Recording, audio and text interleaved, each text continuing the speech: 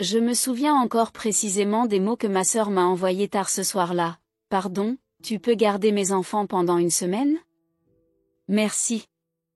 Son message semblait léger, presque banal, comme si elle me demandait simplement un peu de sucre au lieu de me confier deux tout petits pleins d'énergie.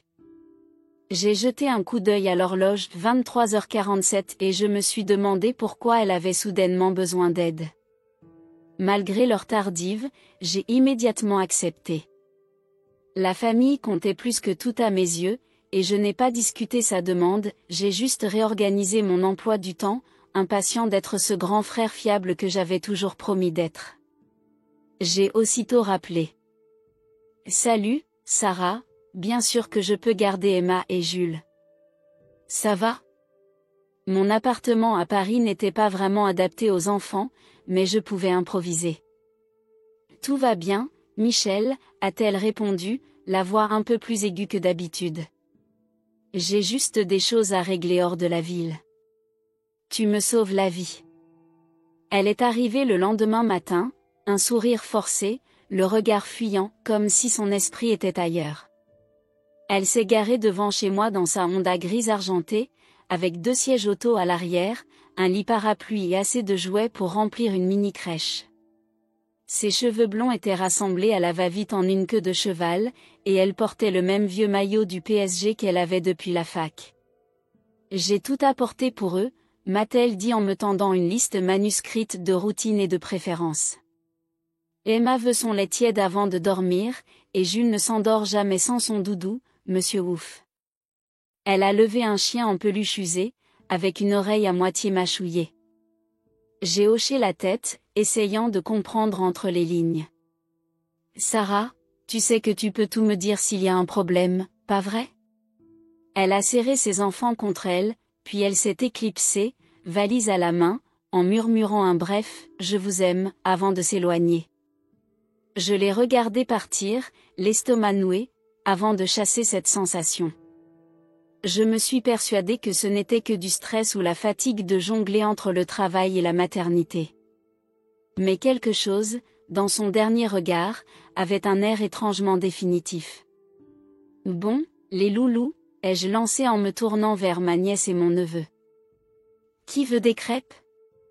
Emma, presque 4 ans, fière et indépendante, a levé la main. Avec des myrtilles, tonton Michel. Et pas de sirop pour Jules parce qu'il en met partout. Jules, 2 ans, s'appliquait déjà à hocher la tête avec enthousiasme, même s'il n'était pas certain de comprendre cette histoire de sirop. Dans l'après-midi, j'ai transformé ma chambre d'amis en une sorte de nurserie, j'ai empilé des pyjamas propres, disposé des couvertures supplémentaires, vérifié les sièges auto. Mon 2 pièces d'habitude remplies de manuels de code informatique et de tasses de café à moitié vides s'est métamorphosé en terrain de jeu improvisé. J'ai placé mon ordinateur portable et mes dossiers en hauteur, puis j'ai poussé la table basse contre le mur pour dégager l'espace. Très vite, l'appartement a résonné des rires d'enfants, curieux de chaque nouveau jouet ou recoin. Emma a découvert ma collection du magazine Géo et a insisté pour qu'on regarde « les jolis animaux », tandis que Jules pointait sans cesse le ventilateur du salon en s'écriant « tourne » toutes les 2 minutes. Ma voisine, Madame Petrowski, a frappé vers 16h, intriguée par ces bruits insolites dans un appartement normalement si calme. Je garde les enfants de ma sœur, ai-je expliqué, alors qu'Emma se cachait timidement derrière mes jambes. C'est une bonne chose, ça, a-t-elle dit avec un fort accent polonais, malgré ses 40 ans passés en France. Si jamais tu as besoin, j'ai élevé 3 garçons, moi. Et je fais de délicieux cookies aux pépites de chocolat. On n'y manquera pas, ai-je répondu, reconnaissant. Pourtant, derrière l'enthousiasme d'Emma et de Jules, une tension discrète flottait, comme de l'électricité statique avant un orage. Quand Emma a demandé « Maman revient quand ?», j'ai senti ce nœud se resserrer dans mon ventre. Je me suis répété que ce n'était qu'une semaine de babysitting, pas plus. Le soir venu, j'ai réalisé que je ne savais absolument pas comment donner le bain à 2 bambins en même temps. Jules a joyeusement arrosé la salle de bain, et Emma a voulu se shampouiner toute seule, ce qui nous a valu du savon dans les yeux. Quand j'ai enfin réussi à les mettre en pyjama et à leur lire « Bonsoir Lune », pour la 3e fois, j'ai ressenti un profond respect pour Sarah. Une fois qu'ils se sont endormis, je me suis laissé tomber sur mon canapé et j'ai jeté un œil à mon téléphone. 3 appels manqués de mon patron dans la société de développement où je travaillais. J'avais pris un congé familial d'urgence le matin même, mais je restais sous pression, il fallait rendre un projet d'ici la fin de la semaine. J'ai envoyé un mail pour promettre de travailler à distance pendant la sieste des enfants. J'ai remarqué que Sarah ne m'avait pas donné signe de vie pour dire qu'elle était bien arrivée, où qu'elle soit. J'ai essayé de l'appeler, mais je suis tombée directement sur sa messagerie. « Salut, c'est moi. Les petits vont super bien. Emma a tout mangé, et Jules n'a presque rien jeté par terre. Rappelle-moi quand tu peux. » Après avoir raccroché, j'ai fait le tour de l'appartement, en l'observant avec un regard neuf. Il y avait cette photo encadrée de Sarah et moi au Parc des Princes, prise l'été précédent. Les cartes d'anniversaire que nos parents disparus dans un accident de voiture 3 ans plus tôt m'envoyaient inlassablement sont toujours sur l'étagère. Et ces espaces vides où plus de photos de famille auraient dû se trouver. Sarah était la seule famille qui me restait. Après la mort de nos parents, elle m'avait épaulée, m'appelant chaque jour, veillant à ce que je mange un vrai repas, s'assurant que je ne reste pas enfermée chez moi. Et lorsque j'ai enfin émergé de mon deuil, c'est elle qui m'a poussé à voir un psy et à trouver un nouveau boulot. Aujourd'hui, j'avais l'occasion de lui rendre un peu de tout ça en m'occupant de ses enfants. Alors pourquoi avais-je l'impression que cette demande cachait autre chose ? Je suis allée vérifier une dernière fois que les petits dormaient bien. Emma et Jules étaient lovés l'un contre l'autre dans le lit parapluie, la tête de Jules reposant sur l'épaule de sa sœur. Leurs respirations régulières ont calmé mes pensées. Quel que soit le souci de Sarah, je pourrais gérer la situation ici. J'allais refaire des crêpes le lendemain et peut-être les emmener au square au bout de la rue. Un jour après l'autre. Je n'arrivais tout simplement pas à me débarrasser de cette impression qu'une simple semaine de babysitting allait se transformer en quelque chose de bien plus compliqué. La première journée complète seule avec eux s'est étonnamment bien passée. Réveillée dès 6 heures, l'horloge interne de Jules n'ayant visiblement jamais entendu parler de grasse matinée, j'étais déjà en train de préparer des crêpes en forme de dinosaure avant même mon premier café. Emma s'était auto-désignée, aide cuisinière, et plaçait des myrtilles pour faire les yeux sur chaque dinosaure. « Maman les fait en forme de princesse », m'a-t-elle confié d'un air sérieux. « Ton oncle Michel n'est pas doué pour les princesses », ai-je admis. Mais les T-Rex, ça, je maîtrise. On a érigé des tours de cubes en équilibre précaire dans mon salon, transformant ma table basse en une mini-ville inspirée du centre de Paris. Jules s'est régalé à tout renverser sous les réprimandes d'Emma, qui protestait « Tu détruis notre ville ». Quand ils se sont lassés, on est passé à la peinture au doigt sur la table de la cuisine, recouverte du journal de la veille. « Maman ne nous laisse pas peindre à l'intérieur », a chuchoté Emma, complice, en étalant du violet partout sur sa feuille. « Eh bien, parfois, les tontons ont leurs propres règles », ai-je murmuré en l'aidant à éviter que Jules ne se barbouille complètement le visage. Vers midi, j'ai préparé un panier repas pour nous rendre au parc Montsouris. L'air de novembre était frais sans être glacial, idéal pour dépenser l'énergie inépuisable de 2 bambins. Emma s'est fait une copine sur la balançoire en moins d'1 minute, tandis que Jules s'acharnait à creuser dans le bac à sable avec les camions que j'avais apportés.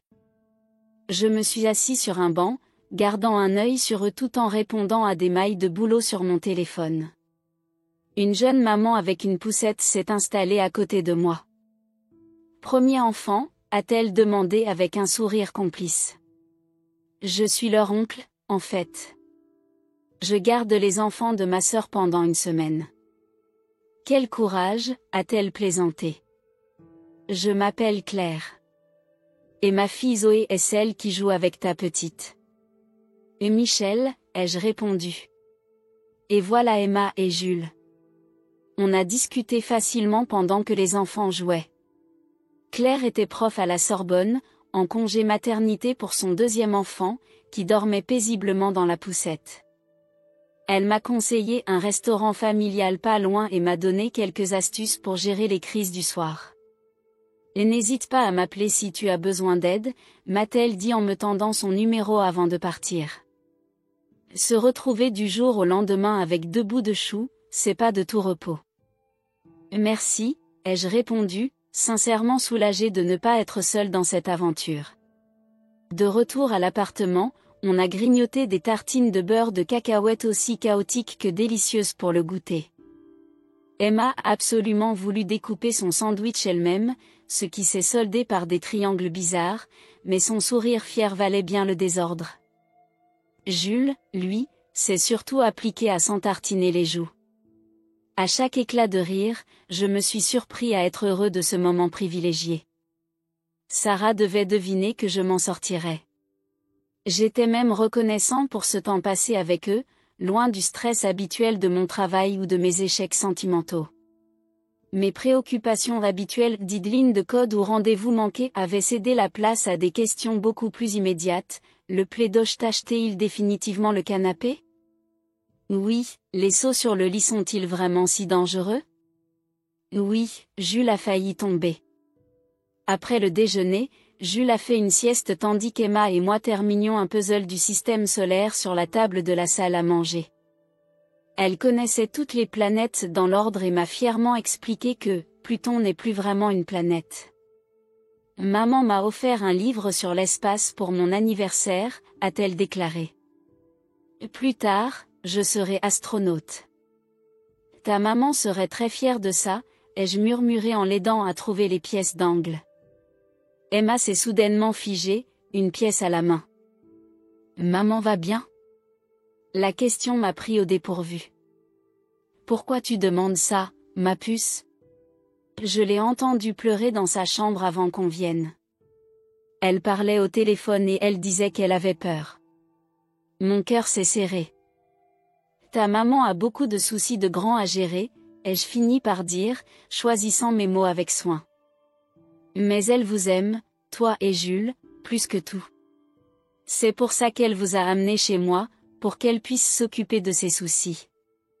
Emma, apaisée, s'est remise à son puzzle, mais cette confidence n'a fait qu'alimenter mon angoisse. Le soir, après une pizza dans le petit resto recommandé par Claire, on a organisé une mini-boom dans le salon. J'ai branché mon téléphone aux enceintes et lancé des musiques pop qui ont fait virevolter Emma et Jules, gloussant et sautant partout. J'ai participé aussi, en soulevant Jules bien haut pour son plus grand plaisir et en faisant tourner Emma jusqu'à en avoir le vertige. L'heure du bain s'est mieux passée que la veille, j'avais placé des serviettes un peu partout pour limiter les inondations et les histoires du soir ont fait fureur quand j'ai pris différentes voix pour chaque personnage. Emma a supplié, encore une, s'il te plaît tonton Michel, 3 fois avant de sombrer, la main crispée sur la mienne jusqu'à ce que son souffle se fasse plus profond. Lorsqu'ils ont enfin fermé les yeux, j'ai poussé un soupir de soulagement en m'affalant sur le canapé, une bière fraîche à la main. Le calme de l'appartement était presque apaisant, mais un malaise persistant refusait de me quitter. J'ai repris mon téléphone pour appeler Sarah, toujours sur messagerie. Coucou, c'est encore moi. Première journée au top. Emma adore un puzzle sur l'espace, et Jules n'a essayé de manger du plaidoche qu'une seule fois. Dis-moi juste si ça va, d'accord? J'ai posé le téléphone et me suis mis à ranger en repensant à l'expression de Sarah avant son départ, un au revoir déguisé en demande de service. J'ai secoué la tête, me traitant moi-même de paranoïaque. Elle était sans doute stressée et avait besoin de souffler. Peut-être que ça allait mal avec Romain, son mari. Elle m'avait déjà confié que leurs disputes étaient de plus en plus fréquentes, bien qu'elle n'en dise pas plus. En nettoyant la cuisine, mon téléphone s'est mis à vibrer sans discontinuer, des numéros inconnus. Je n'avais pas la force de répondre, sûrement des appels pro ou des démarchages. Je me suis dit que je méritais bien une nuit de repos après une journée passée à courir derrière 2 bambins. L'appartement était calme, les enfants dormaient, tout semblait rentrer dans l'ordre. J'ai vérifié une dernière fois qu'ils étaient bien endormis. Emma avait repoussé sa couverture, je l'ai délicatement remise sur elle. Jules dormait recroquevillé sur Monsieur Wouf, le pouce dans la bouche. Les voir ainsi, si paisibles, m'a donné du courage. Je m'installais dans mon lit, un livre à la main, lorsque le téléphone a sonné à nouveau, brisant le silence. Cette fois, le numéro avait un indicatif de la région Île-de-France. Quelque chose m'a dit de décrocher. « Allô » ai-je murmuré en prenant garde de ne pas réveiller les enfants. « Monsieur Michel Dupont » a demandé une voix formelle. « Oui, c'est moi. Ici l'officier Martin de la gendarmerie. C'est au sujet de votre sœur, Sarah Dupont. » J'ai senti mon cœur rater un battement. Quoi, qu'est-ce qui se passe? Ma respiration s'est coupée quand la voix grave à l'autre bout du fil a poursuivi, il y a eu un accident. Votre sœur ne s'en est pas sortie. Son mari et d'autres passagers ont été transportés à l'hôpital. J'ai eu l'impression qu'on m'arrachait la poitrine. Les mots étaient trop brutaux, trop irréels. J'ai figé mon regard sur le mur, incapable de comprendre. Non, c'est impossible, ai-je bafouillé, la voix tremblante. Je suis désolé, monsieur. L'accident a eu lieu sur la départementale 2, près de Chartres. Un poids lourd a dévié de sa voie. C'était vers 5h30 ce matin. Ce matin. Pendant que je faisais des crêpes dinosaures et que je m'occupais des enfants, Sarah était déjà partie. J'ai eu l'impression de recevoir un choc physique, je me suis affaissée sur le lit en serrant le téléphone si fort que mes doigts me faisaient mal. Monsieur? Vous m'entendez? Oui, ai-je murmuré. Mais, mes parents sont morts il y a 3 ans. Ils ne pouvaient pas être dans la voiture. Un silence a suivi. Toutes mes excuses, il y avait sûrement une confusion dans le rapport. Votre beau-frère, Romain Wells, et un autre couple, les Wilson, étaient dans un autre véhicule. Les Wilson, les beaux-parents de Sarah. Elle et Romain faisaient peut-être route vers chez eux. Mais pourquoi m'avait-elle dit qu'elle partait pour une semaine? Où comptait-elle aller avec cette valise? Monsieur Dupont? J'ai remarqué que l'officier Martin parlait encore. Désolé, j'essaie de comprendre. Je sais que c'est un choc. Avez-vous quelqu'un pour vous accompagner en ce moment? J'ai jeté un œil à la pièce où Emma et Jules dormaient, inconscients du drame qui venait de frapper leur monde. J'ai ces enfants avec moi. Elle m'a demandé de les garder pour quelques jours. La voix de l'officier est devenue plus douce. C'est un drôle de hasard. Elle vous a dit qu'elle était en difficulté? Non, ai-je répondu d'abord, par réflexe. Puis j'ai repensé aux larmes dont parlait Emma, à la voix tendue de Sarah.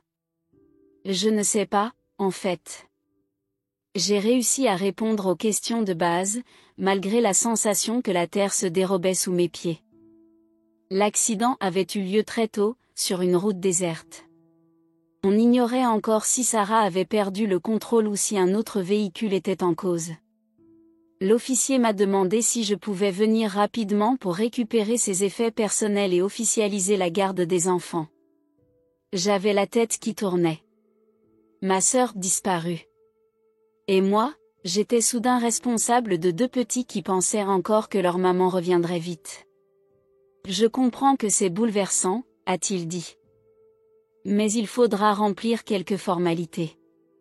Et identifier le corps. Le corps, pas Sarah, ai-je pensé, les larmes me montant aux yeux. Où est Romain, me suis-je entendu demander, histoire de m'accrocher à quelque chose de concret. Il est à l'hôpital de Chartres, dans un état critique. Les Wilson s'en sont tirés avec des blessures légères. Ils viennent d'être autorisés à sortir. Et sa famille? Prévenue, elle se rend sur place. Je me suis passé la main sur le visage, tentant de mettre de l'ordre dans mes idées. Je dois m'occuper des enfants ce soir. Je passerai demain à la gendarmerie. Bien sûr, demandez-moi directement, officier Martin. Et monsieur Dupont? Oui. Vous devriez contacter les services sociaux. Ils pourront vous aider pour les petits. Services sociaux. Comme si un simple formulaire pouvait combler le vide que Sarah laissait derrière elle. Merci, ai-je murmuré.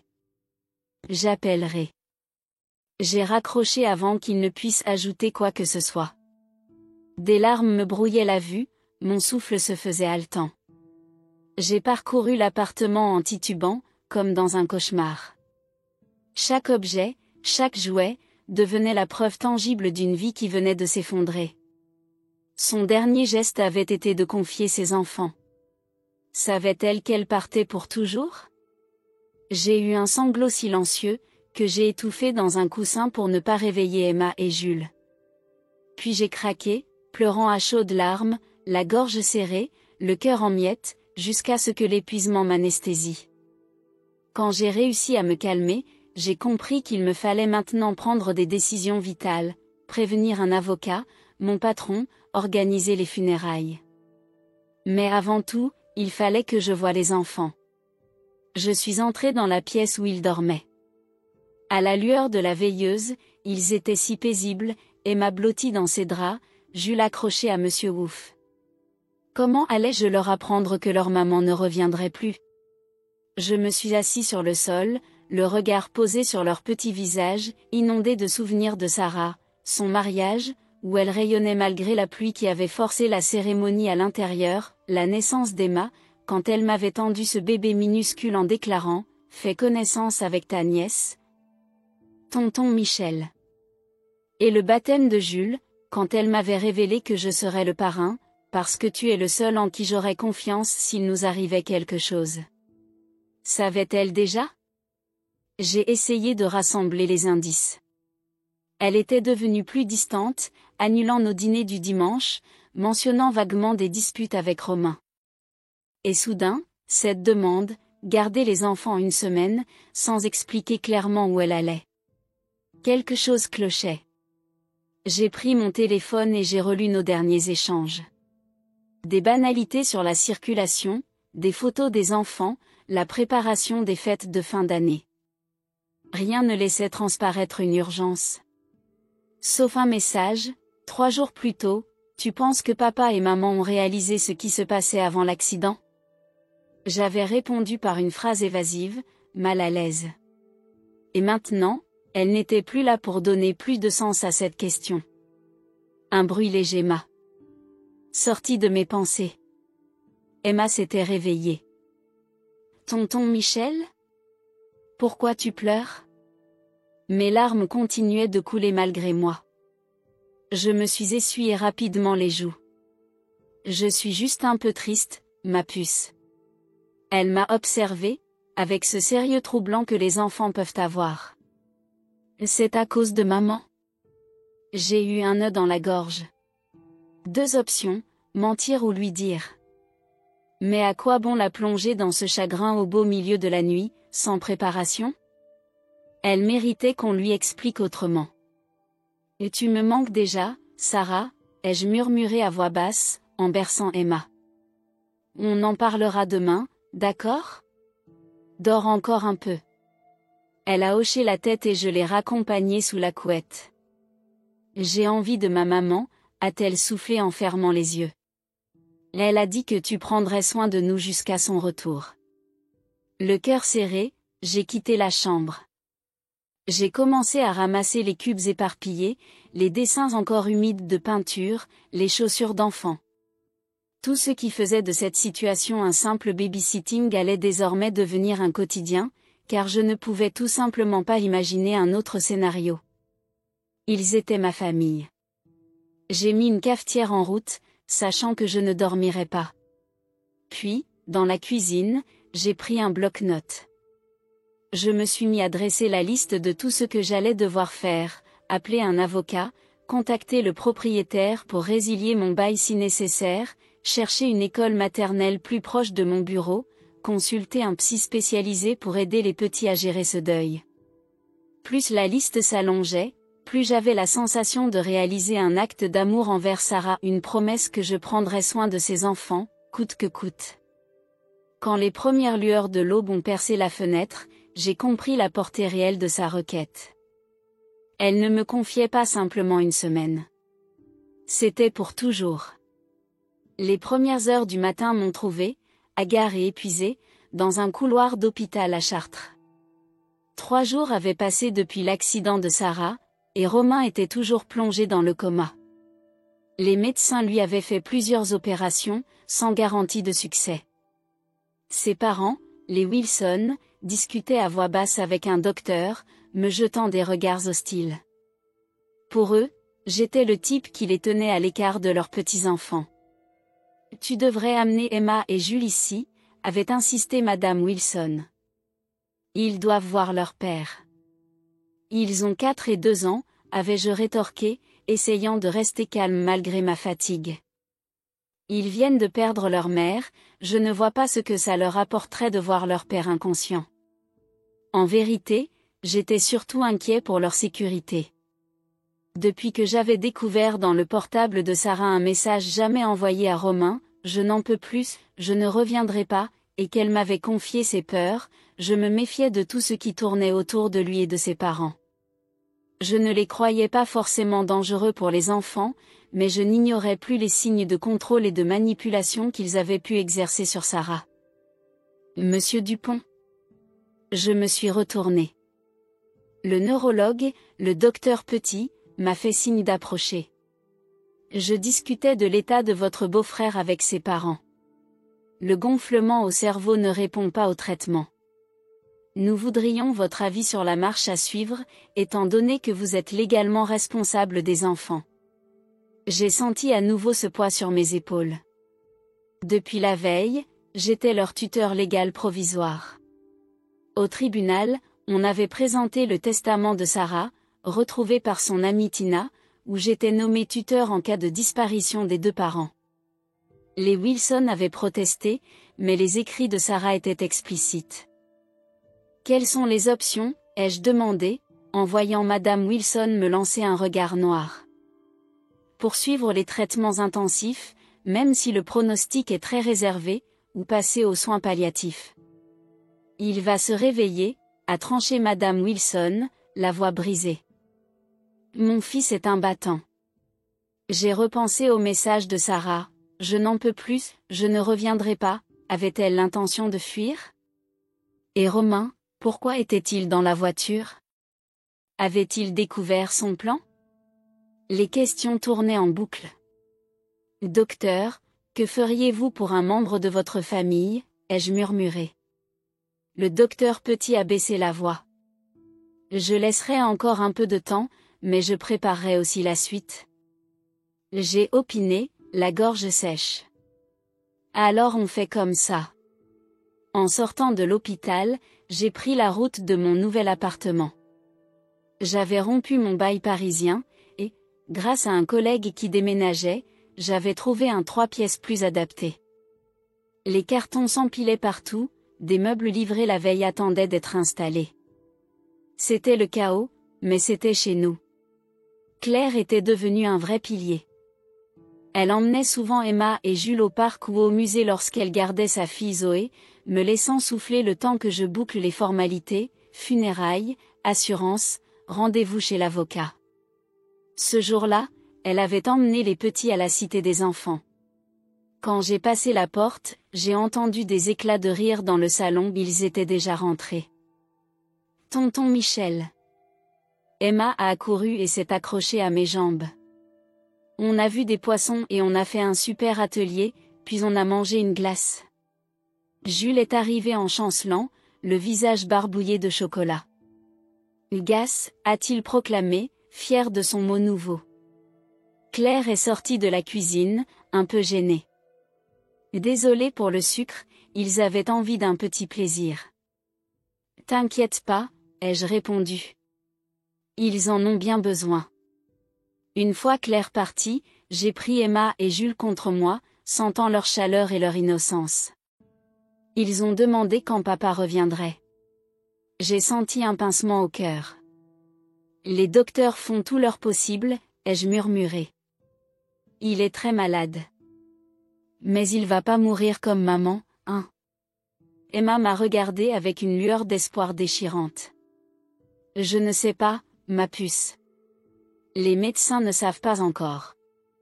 Ce soir-là, en déballant une énième boîte des affaires de Sarah, je suis tombée sur un petit carnet coincé entre ses pulls.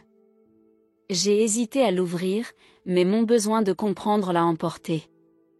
Ces écrits remontaient à 6 mois, coïncidant avec la période où Romain avait perdu son travail. J'y ai découvert les signes d'une emprise progressive, des accusations, la surveillance de son téléphone, de ses déplacements. Les Wilson l'encourageaient dans ce contrôle, prétendant que Sarah devait être plus présente, pour l'équilibre de Romain. Puis, dans les dernières pages, elle parlait de son projet de partir, de s'installer quelque part en province, et de me confier provisoirement les enfants le temps de tout préparer. J'ai puisé dans nos économies conjointes, c'est aussi mon argent. J'ai un plan, j'ai un endroit, mais je dois d'abord mettre Emma et Jules en sécurité chez Michel. Puis je reviendrai les chercher dès que tout sera prêt. Romain va être furieux quand il s'en rendra compte, mais je ne peux plus vivre comme ça. Ma main tremblait en fermant le carnet. Avait-elle été rattrapée par Romain avant de fuir? L'accident était-il vraiment un hasard? Je me suis souvenu des réserves discrètes de la police, des doutes exprimés par l'officier Martin. Après avoir passé la journée suivante à régler 1000 détails administratifs, je me suis effondrée de fatigue une fois les enfants couchés. J'ai réalisé que malgré la tristesse insondable, j'avais trouvé un semblant de quotidien, déposer Emma à l'école, emmener Jules à la crèche, jongler avec les réunions en visio, et répondre à des questions de plus en plus précises sur l'avenir. Je me surpris à aimer ces petits rituels, lire un conte à Emma, bercer Jules qui refusait de s'endormir sans Monsieur Ouf. Quand Romain est décédé 2 semaines plus tard sans jamais reprendre connaissance, j'ai compris que je venais d'hériter de cette responsabilité jusqu'au bout. Les Wilson ont tenté de contester mon statut de tuteur, affirmant qu'ils voulaient les enfants. Mais l'avocat de Sarah a brandi son testament. Ils n'ont pas insisté longtemps. J'ai vécu la cérémonie d'enterrement de Sarah dans un brouillard, embrassades silencieuses, condoléances, familles éloignées venant de toute la France. Entre 2 moments de recueillement, je courais après Emma et Jules pour éviter qu'ils ne perturbent les rites d'adultes. Leur présence était à la fois un baume et une piqûre de rappel, ils étaient tout ce qui me restait d'elles. 6 semaines ont passé. L'hiver enveloppe Paris de son manteau blanc. Je jette un coup d'œil par la fenêtre, de gros flocons tombent sur notre immeuble près du lac Daumesnil, non loin de la nouvelle école d'Emma. Elle colle son nez contre la vitre, s'amusant à dessiner des cercles avec sa buée. On peut faire de la luge, tonton Michel, lance-t-elle, exalté. Après le déjeuner, promis je, tout en aidant Jules à enfiler son 3e pull de la journée, les 2 premiers ayant souffert d'un petit accident au petit déjeuner. Mais il faut d'abord qu'on finisse d'aménager ta chambre. Peu à peu, je m'habitue à cette nouvelle vie. Les cartons ont quasiment disparu, remplacés par des dessins d'enfants sur le frigo, un tapis coloré dans le salon, et une montagne de jouets qui traînent partout. Mon entreprise s'est montrée compréhensive, me laissant télétravailler et venir au bureau au compte-gouttes, pendant que Claire me donne un coup de main en échange de temps partiel pour ses propres cours à la Sorbonne. « Viens, on a construit un fort », crie Emma depuis sa chambre, où on a passé la matinée à dresser un château de couverture. Elle soulève fièrement un coin d'édredon pour me montrer l'intérieur, où Jules s'active déjà à tout chambouler. « C'est parfait », je réponds en apportant un plateau de croque-monsieur. Déjeuner dans le fort incroyable. Jules vient en trottinant, serrant Monsieur Ouf contre lui. Ouf mangeait aussi.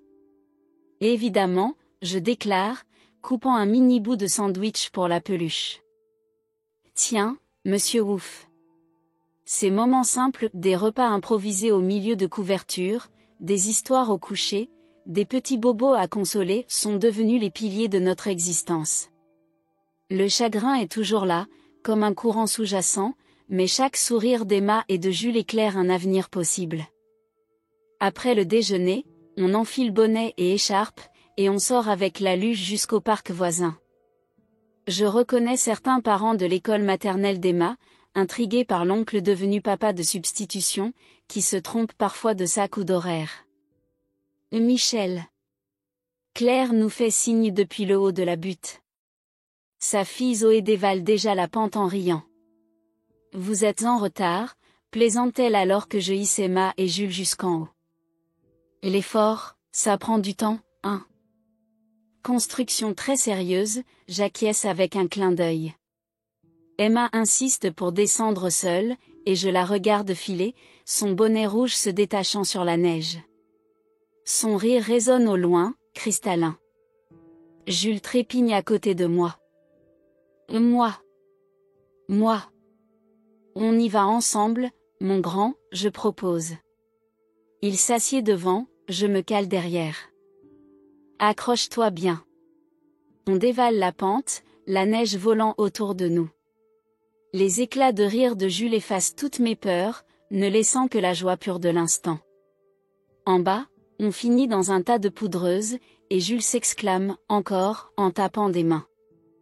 Laisse à tonton le temps de respirer, plaisante Claire en rejoignant notre groupe. Le fait d'être là, au milieu de rires et de chutes dans la neige, me donne la force de continuer. Il y a encore des soirs où je sens un vide immense en songeant à Sarah. Je repense à nos disputes d'enfants, à nos fous rires sur la pelouse du Parc des Princes. À ce qu'elle me dirait, si elle voyait comment je me débrouille. Plus tard, après un goûter bien chaud, des bains bouillonnants et un marathon de lecture dans le salon, Emma me demande l'histoire de la première fois où sa maman m'a appris à faire du vélo. Elle avait 5 ans et moi 7, je raconte en m'installant entre leurs lits.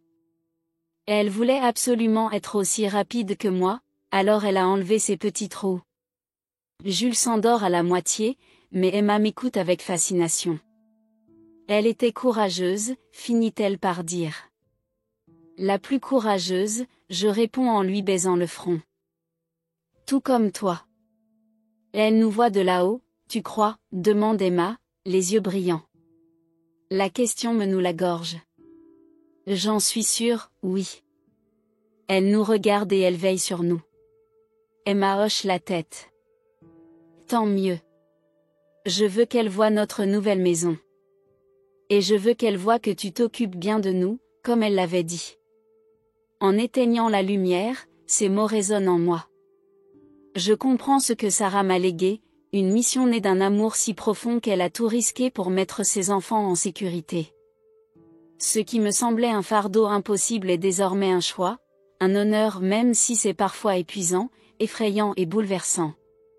Je gagne ma chambre, ouvre l'ordinateur pour avancer un peu dans mon travail, mais mon regard dérive sur une photo de Sarah et moi au stade, il y a 1 an.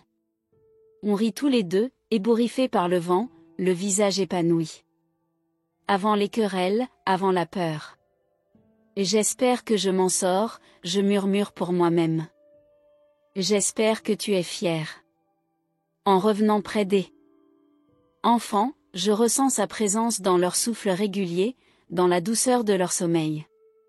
Au fil des jours, j'ai compris que le sens de la vie ne réside pas dans l'évitement de la douleur, mais dans ce qu'on construit malgré elle. Ainsi débute mon nouveau chapitre, devenir le parent dont ils ont besoin, imparfait mais aimant, prêt à tout pour eux. Exactement ce que Sarah voulait. Le chemin sera long. Il y aura des journées difficiles, des doutes, des questions sur leurs parents à mesure qu'ils grandiront. Mais il y aura aussi des anniversaires, des Noëls, des réveils en douceur et des crêpes en forme de dinosaures ou de cœurs, des photos de vacances, des souvenirs que nous créerons ensemble. Une vie entière à bâtir à 3, soudée par un drame, mais aussi par un amour choisi. Alors que l'hiver s'installe définitivement sur Paris, recouvrant le passé d'un voile blanc, j'attends déjà le printemps, cette saison qui promet la renaissance et l'espoir. Les enfants, désormais sous ma responsabilité, dorment en paix, sachant qu'ils sont aimés. Et moi, je me sens prêt à honorer ma promesse à Sarah, les chérir, les protéger, et faire de notre foyer un endroit où la vie vaut la peine d'être vécue, un jour après l'autre.